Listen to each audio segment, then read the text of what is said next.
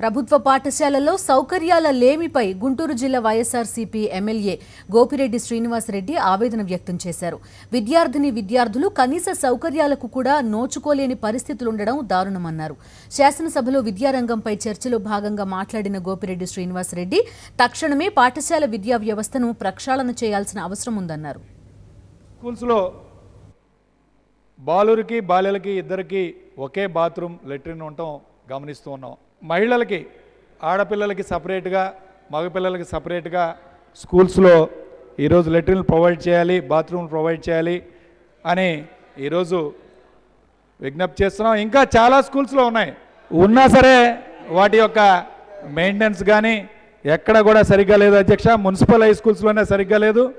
అట్లానే చాలా స్కూల్స్లో కాంపౌండ్ వాల్స్ లేకుండా ఈరోజు మరి అనేక అసాంఘిక కార్యక్రమాలకి చాలా స్కూల్స్లో ఈరోజు అవకాశాలు కల్పిస్తున్నారు. కాంపౌండ్ వాల్స్ నిర్మించుకోవాల్సిన ఆవశ్యకత బాధ్యత ఉంది.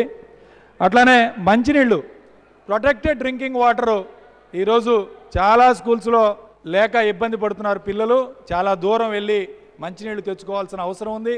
ఈరోజు మినరల్ వాటర్ ఎక్కడైతే దొరుకుతుందో అక్కడికి వెళ్ళి క్యానుల్లో తెచ్చుకొని ఈరోజు స్కూల్స్లో పిల్లలకి అందించడం జరుగుతుంది. తప్పకుండా ఈ మౌలిక సదుపాయాల మీద దృష్టి పెట్టాలని చెప్పి ఈరోజు నేను ప్రతిపాదిస్తున్నాను.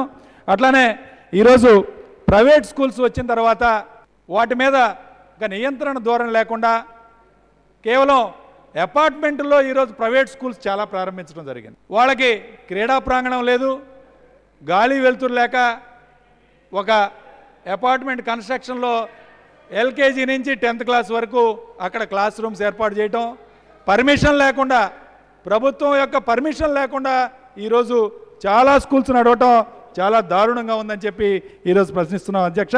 అట్లానే ఇలాంటి స్కూల్స్లో ఈరోజు ఫీజులు భారీగా